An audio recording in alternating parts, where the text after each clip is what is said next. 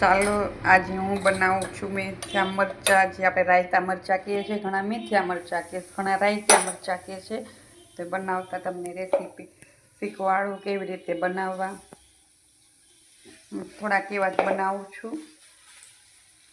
પછી તેલ આવી જાય એટલે ગેસની આંચ હાવ ધીમી કરી નાખવાની. હાવ ધીમા તાપે શેકવાના. આવી રીતે ધીમે ધીમે ધીમે શેકાઈ જાય હાવ પૂરિયા.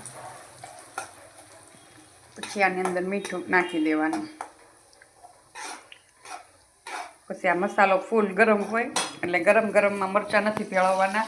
આ હું ખાલી ખાવા પૂરતા જ કરું છું, ઝાઝા નથી. આજથી અઠવાડિયા દિવસ જેટલા ચાલે એટલા કરું છું. પછી આની અંદર હળદર એડ કરી દેવાની. પહેલાં હિંગ નાખવાની, પછી હળદર નાખવાની. મીઠું તમારા ઘરમાં તમે જેટલું ખાતા હોય, ખારું ખાતા હોય એ પ્રમાણે મીઠું એડ કરી દેવાનું.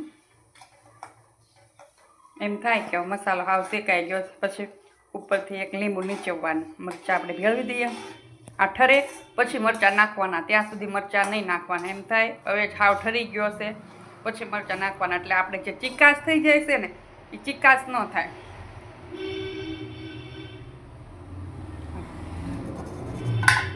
10-15 મિનિટ થઈ જાય એમ થાય કે હવે આ મસાલો હાવ એટલે હાવ. પછી એની અંદર આ મરચાં એડ કરી દેવાના.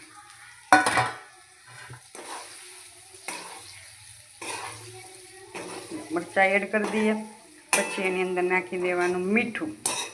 મીઠું તમે જે પ્રમાણે ખાતા હોય એ પ્રમાણે મીઠું નાખી દેવાનું. એ પ્રમાણે લીંબુ નાખી દેવાનું.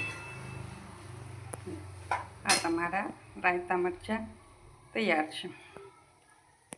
ચલો તો મીઠું પછી નાખશું આપણે, લીંબુ ને મીઠું.